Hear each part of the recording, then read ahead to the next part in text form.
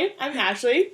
I'm from Ohio. Mm-hmm. I'm in my 3rd year at St. Andrews. I study psychology and social anthropology. Nice. Just to note, usually I have tea and scones with my guests, but today, since Ashley just finished her 3rd year, we are celebrating with Prosecco and Skittles. Cheers. Cheers. So I asked this at the start of all my interviews, but what is your earliest memory? Mine's quite late, so it doesn't have to be extraordinary early. Mine's like 5-ish. I feel like mine's like 5, around that time. Yeah. We had this white carpet going up. Oh, no. So, it was like, my parents had moved into a house, and it was like totally bare. Like white carpet, white walls. And I just remember spilling, I don't know if it was Kool-Aid, whatever it was that my mom had made me. There's a bright red drink. Oh, no. And spilling it on the carpet and just looking up at her and her looking down at me. And it was just, I think that was like, maybe it could have registered because it was so terrifying. Oh, that's yeah. why. But I feel like that's my earliest memory. Oh, I love that. And I will never forget her scrubbing the red out of the carpet. I have white carpets in my house, or had growing up, too. I don't have any grievous memories of that, but I know when we got a dog, it was just like, what are you going to do? White You carpets never are have not, white carpets. No, they're so impractical. Mm-mm. So what was little Yash like? I call her Yash, by the way, but little Ashley. Like elementary school age. Ooh, I don't know. For a while, I definitely thought I was a boy. Okay. I dressed in cargo pants or cargo shorts, and I played with all the boys at recess. But I was very loud. I guess you could, very loud. I think more social than I am now. My mom said I had way too much energy. What else? When did you start playing soccer? Like, so young. Yeah. Like, it's one of those sports I think that, they can just throw you into, and it just happened to stick. And you just, like, enjoyed when did you start playing it competitively? When I was 9. Oh, that's so young. Mm-hmm. Oh, okay. And you have a brother, though, too, right? Mm-hmm. How much older are you? 3 years. Okay. So he is a junior in high school right now. That's so exciting. That's so weird, though. So I just talked to my mom on FaceTime today, and she was telling me about how he was looking at colleges, and she was like, oh, well, we're going, like, here and here and here this summer. She said, do you want to come? And as tempting as that sounds, I'm not sure I want to do that process all over again. It's like PTSD. Yeah. You're just like, oh, no, college, like, the people that bring you around, they were always on a cappella groups for me. They're like, hi, I'm Mandy. And I'm in an a cappella group. It's some, like, weird thing that I wasn't going to join. Oh, yeah. And I was like, okay. What kind of big sister are you like? What kind of big sister are you? Yeah, to your brother. I mean, everyone would like to think they're great. Are you, like, protective, or more just, are you friends, or? I think we're more friends.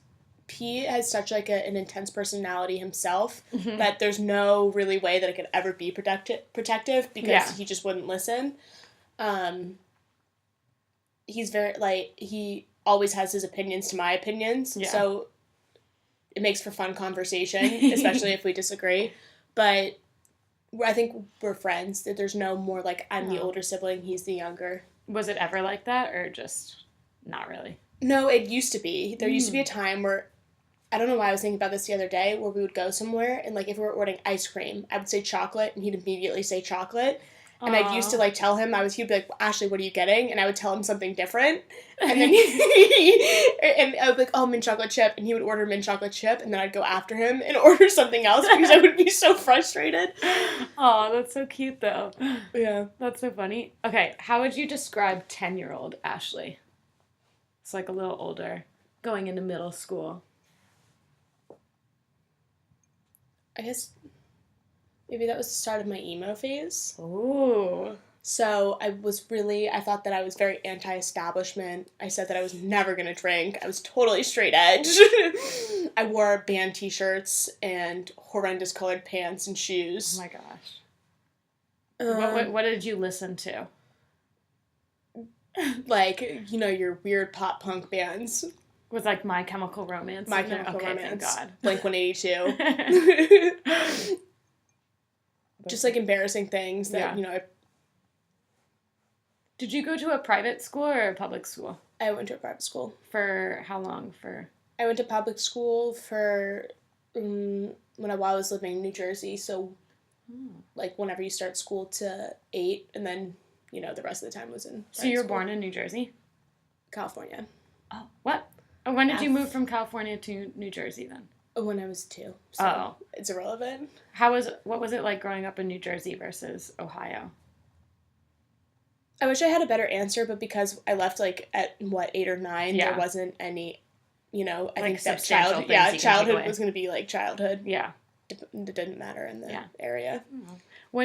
Why did you move to Ohio? Just a parent's job, or? My dad's job relocated us, yes. Where do you think you grew up? How does that shape your identity? Well, Ohio is a very conservative area. Mm-hmm. And I think it was, like, different because my family was very, very liberal. Mm-hmm. And the school I went to was very liberal. And so it was always kind of a weird... like contrast. Contrast between the area and then being liberal. But it gave me appreciation for, like, how people who are very conservative do think. But I'm happy that I was raised in a way that I can reflect back on it and, like, have my criticisms. Yeah. How did you engage with that kind of contrast? Did it come up at all when you were growing up, or was it more just something you recognized from afar and just didn't really engage with? It was like, oh, it's there. It never affected me personally, and I didn't notice it until my brother came out. Yeah. And then it was all of a sudden... Oh, really? Yeah. It was all of a sudden like, oh, not everyone accepts, like, gay people or, like, gay marriage and things like that. And I think... Because it never... there was never anything that, like, I had to address head on. Yeah. It wasn't until, like, his issues that I realized, oh, maybe, like, not everyone in this area is as, like, open and free-thinking as I think. How old were you when that happened? He was 12. Mm-hmm. So I was 15. 15-ish. Yeah. So sophomore year of high school. Was it people from your school or more in the community that you lived in? Both. Ooh. So more from the community, but then there were certain people within my school that you would think were, like more accepting. Yeah, I had one friend in particular who there was, like, my group of best friends, there were 6 of us, and we were all, like, similar backgrounds, and, like, parents had similar styles, except for one, and I think that we didn't realize that, like, there was a more conservative side to that. How important is it for you, then, to have friends that agree? Do they have to agree with you, or, like, are there certain things that are kind of, like, decide... What's the word? Deciding factor? Like, when you're... Like, deal breakers. There's the word. I think that to an extent we have to agree. Like, I think that, like, gay rights are a must, or, like, gender equality is a must. Mm-hmm. Those are deal breakers for me. I'd like to think I'm a little bit more accepting when it goes, like, a little bit deeper. But I think that there are fundamental things that I think that are right. Yeah. And those are the deal breakers. How did you navigate that friendship that turned out to be negative? Or I think have different views. Not necessarily. There were 5 of us and one of her. It was that sounds like we really, like, took advantage of her. No one ever said anything. It's just we all had our opinions and we voiced them. I think after, like, over the course of a few years, and, like, her becoming more, like, engaged in basically she thought that homosexuality was wrong, and I think that like after she had met more gay people and like did she know your brother before yes. he came out? So she had like some kind of not relationship but connection with who he was as a person. What are you still friends with your high school friends? Yeah. How do they contrast to the friends you have or compare to the friends you have in St. Andrews? Do you see a difference between the groups? I do. What differences? Well, I mean, since I've had a good group of friends since I moved to Cincinnati, so since I was 9, you know, they've it's great because they've seen me through every phase of life, all the goods, all the bads, all the awkwards and in-betweens. And so it's always nice to have a, like, fallback. Yeah. But in the end, like, we all ended up in such different places, and I think we all want, like, a lot of different things. So I think that my friends here are more similar-minded as to, like, where I am now and what I want. But I do know that my friends from home will always be good friends and, like, always a good fallback. Yeah. I think it's just that we all appreciate that we have different, like, lives now. Yeah. Switching gears a little bit, just a fun question. If you were to assign a catchphrase to 15-year-old Ashley, what would it be? Or did you actually have one? Can you give me like something you always said, or like a sentiment? I think mine would have been like, I don't care. Because I was very like... Oh no, I think that probably would have been me at 15. I don't care. I don't care. Yeah. That was the number one thing I remember saying. Because my mom used to hate when I said it too. Because she was just like, the worst thing you can do is not care. And I was like... I think I just did, when I was 15, did whatever I wanted. Yeah. I was like, there are no repercussions. Why do you think you felt that way? Or the shit, and I when, wasn't. When was the turnaround? When did you realize you weren't cool? No. Kind of my senior year, I think. Yeah? Why? I think it all just kind of hit me, like, that I was going to leave. Like, I was comfortable in such a bubble. Uh-huh. And I had my time in this, like, in the sun. Yeah. And you have to kind of recreate yourself in a way when you move on to uni, especially. Because no one knows anything about you. So you have to tell them things. Yeah. Oh, God. What to choose? Yeah, like, what do I tell them? So what's your biggest takeaway from high school? You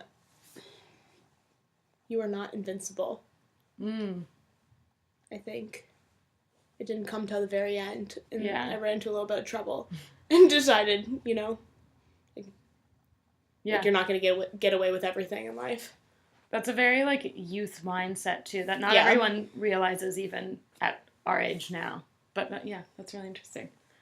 And I definitely think that my brother, because he gets away with everything, and I think he just knows, like, he's, like, under the impression he'll never get in trouble. He hasn't had the same, like, realization yet, you don't think? Like, you just wait. You're just waiting. Yeah. I usually ask this earlier, but I didn't get around to it. But what parts of your parents do you see in yourself, and how do you feel about that? I think that I am, like, 75% my father and 25% my mom. I think that my dad and I have very similar views just on, like, the way we approach life, and we approach just going about, doing daily activities. But my dad is more of a loner. And my mom is very social and very outgoing. And I think I get more of being social from her. Yeah. So.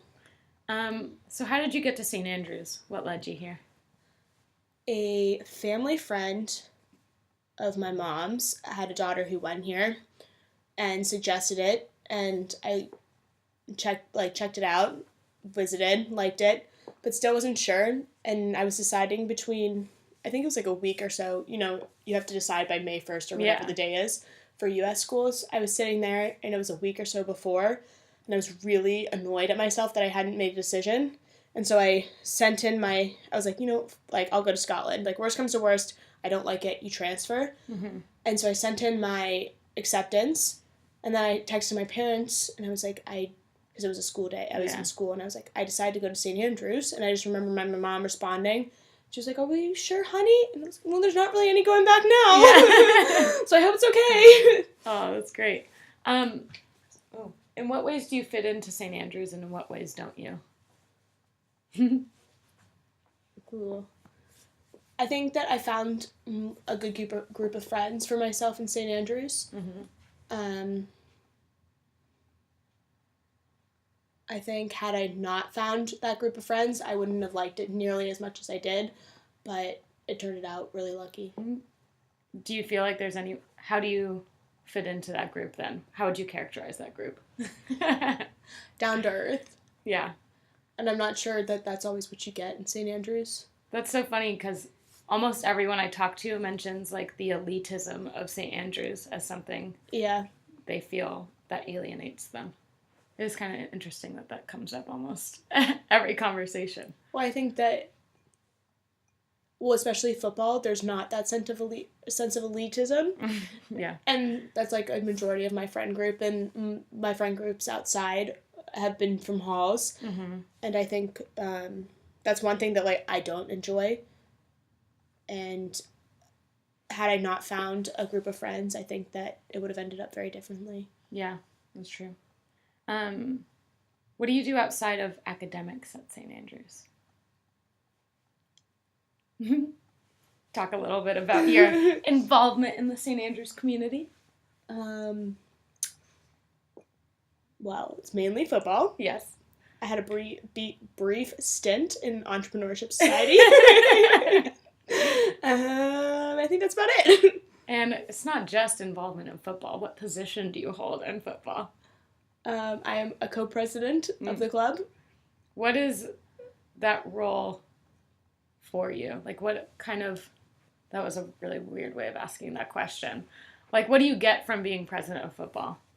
What part of you does it fulfill, do you think? Well, football means so much to me, and I like having an important role in the committee because I just... There's an opportunity to, move the club in a certain direction, and I enjoy being a part of that. I enjoy being a part of, committee decisions, and just having a role in that part of the aspect. Is there anything you haven't done at St. Andrews that you want to? There might not be. It's totally fine.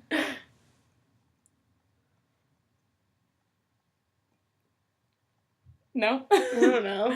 I thought it was small things, but nothing, big. Well, I found, I always really liked being artistic and creative, and that's something I never really pursued here and would have to, kind of do on my own.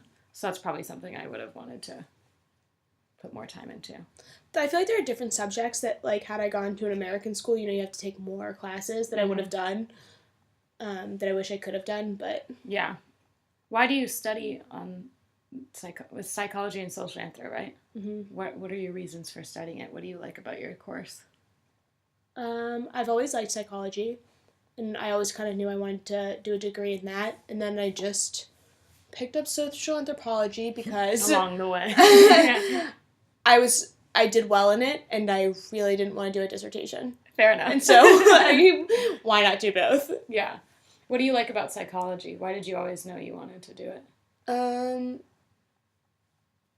I like all aspects of it. I like the, obviously, human behavior part, and I also like learning about the neuroscience behind it. Mm-hmm. So, it's a good fit. Does it help you, understand the people around you better?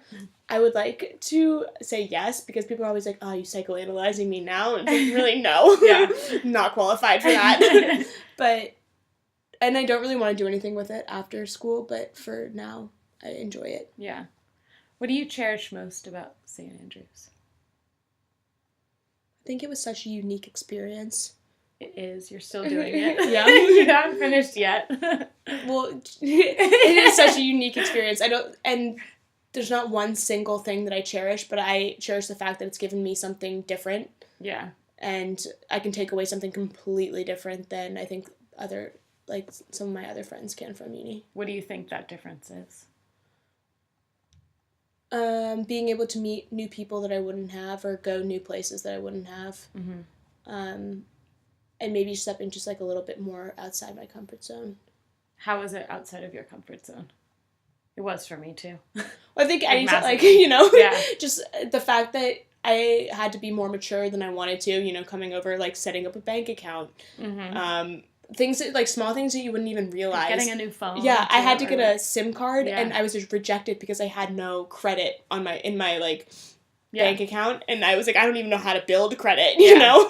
Yeah. And so it just ran things like that you wouldn't think that would be stressful. Ended up Freshers Week, I wanted to cry at the end of it. Oh, really? Just because there was so much new things going on? I remember talking to Sophia, and it was for whatever reason, my money wasn't going through, from my American to Scottish bank account, so I had I don't know, 100 pounds, like, in my hand, and I was like, I don't know how long this is gonna last me, and I just remember being so flustered, and not having a phone, so I couldn't call my parents to be like, why isn't it here? Yeah, that's the other thing. Even, like, I know you can get in contact with people from the States, and it's really not that hard, but I think just knowing that I can't just call up and be like, hey, Mom, answer your phone. Like, that's not something I can do. It has to be a bit more scheduled. I think plays into it a lot more than I thought it would. It was also weird knowing that you couldn't, like, just go home when it was it's like going home, it's like, it's such a big process. It's such an expensive process, too, that there's no just like, oh, I'm going to get on a flight and, like, maybe see her. I'm going to drive a few hours and go home. And I think my first year, that's what I was kind of weirded out about. Yeah. Were you homesick at all in first year? Or was that not really? I'm sure I was, but I think I was more worried about being homesick than I actually was homesick. Yeah. So you freaked yourself out. Yeah. What do you see for yourself in the future? Or what do you want to see? Could be imaginative. I have Hillary Clinton officiating my wedding in my future, so. I want to be content, you know? Like, that's my goal. Just be, like, content with where I'm at all points of life. Yeah. How would you define being content at this moment in time? What do you see it as? Like, being economically stable, emotionally happy. Emotionally stable. Emotionally stable as well. You know? I think if that's, like, if those two things are okay, then, you know. Yeah. I can work to find other things. Yeah. What's the biggest thing you've had to overcome in your life or are still working on overcoming? Probably middle school. I had OCD. Yeah. And I had to do that. You know? Yeah. I had to go to my therapies and get rid of that. And that was very hard at the time. Because also middle school sucked. Gotten rid of it? Or is it something you still kind of deal with today? For the most part, it's over with. But I think it's something that kind of like comes and goes all throughout life. And what I did then like helps now. Yeah. What was your biggest stressor in middle school that is a weird question to ask. I don't know what I don't know. I know that they always try to find like a source of anxiety. I'm not sure there's any one source. I think sometimes people are more prone to it than others, and obviously middle school isn't a great time.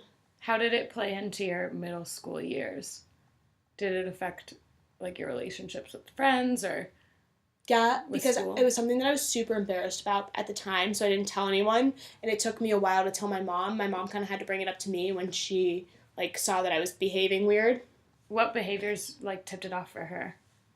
I would have to redo things, like, re-walk through doorways or, like, re-step over lines and, like, touch things in certain ways. I think she kind of just observed me doing that, and, like, after a while was like, okay, like, it's not just her. Yeah. And so she approached me and asked me, like, why I did that, and it was like, I actually don't know why I do that, you know? Like, I don't have a good reason. I was like, it just, like, comes. I, like, feel an urge, and I can't deny the urge. So. And therapy helped? Yes. What kinds of stuff do they have you do for OCD therapy? And then they, like, I would, like, sit in a room, and I would tell her everything that I didn't like. Yeah. So, like, this is one thing, I hated, like, threes. And so what she would do was she would hand me M&Ms, and I would have to eat them in threes, and I would have to wait. So there was always something that I could, like, a weird OCD thing that I could do to, like, relieve my thing, and each time I waited a little bit longer to do your thing. To do the weird, like... Yeah. Calming exercise. Yeah. And eventually I just, like, ate 3 and didn't have to do the calming exercise. Really? Yeah. Was it, like, very difficult at the beginning? Yeah. And then we'd go on a walk, and she'd make me step on cracks. I just remember, like, walking around this building, and she was like, okay, you see that there? You have to step on it. And I would, like, it was the same thing. I would just step on it, like, wait. And then each time, I would wait a little bit longer and a little bit longer. Yeah. How long do you think how long was that process for you? I would say a year or so. Yeah. Mm-hmm. And this was when you were like, what, 12 to 14-ish? Yeah. Yeah. I think it was like you had to go more in the beginning, and then towards the end, it was like once every few weeks. Yeah. And it was like a checkup. That's so interesting. It is. It's actually kind of funny looking back on it. Oh, really? Yeah. Do you think it played into, like, who you are as a person now? Or is it just something in the past that you're like, oh, I've been there, done that? I think it's kind of just been there, done that. Yeah. You know, I feel like I like maybe have more understanding if someone were to explain to me that. But. Yeah. Do you think you have like an awareness of people's kind of neuroses a little bit better? Especially with knowing psychology too. Like, are you able to think you're someone who picks up on those traits easily? I mean, I'd like to think so. But yeah. Maybe that's just like me, like. Maybe it's just reading in, like, oh. Maybe I just think I'm a little bit smarter than I am. I don't think so. What is your value system? What principles guide your life? I think the first two that come to mind are honesty and loyalty. Why? Or like in what ways?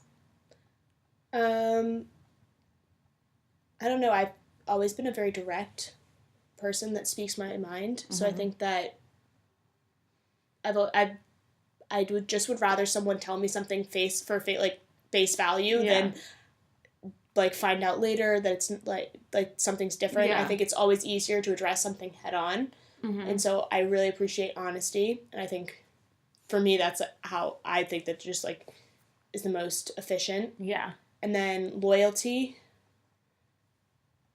I guess you could kind of say it goes with honesty, like being like someone who's honest with you, like knowing that they're not necessarily criticizing something. It is what it is, and like you want to know that you're going to fall back on your friends or things like that, and I just have no time for people who aren't going to support you if you support them. That's fair.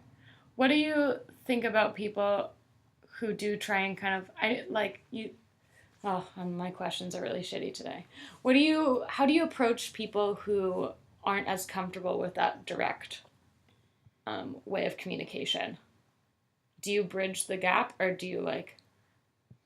I try to bridge the gap. I'm not sure I'm always successful. Yeah. Like, do you find that being confrontational with people that aren't that way yields positive results? Not always, no. Yeah. I think that, you need to I'm not always good at it, but sometimes I need to address who I'm... Yeah, think about who's... Like, what's the benefit is coming... Like, what's the outcome going to be? Like, with a friend, I will always be honest, but maybe an acquaintance that it's not going to be beneficial. Yeah. No. Yeah. I just have, one more question, really, but we can talk about other things. What is the biggest lesson you've learned in your life so far? Or from your life so far?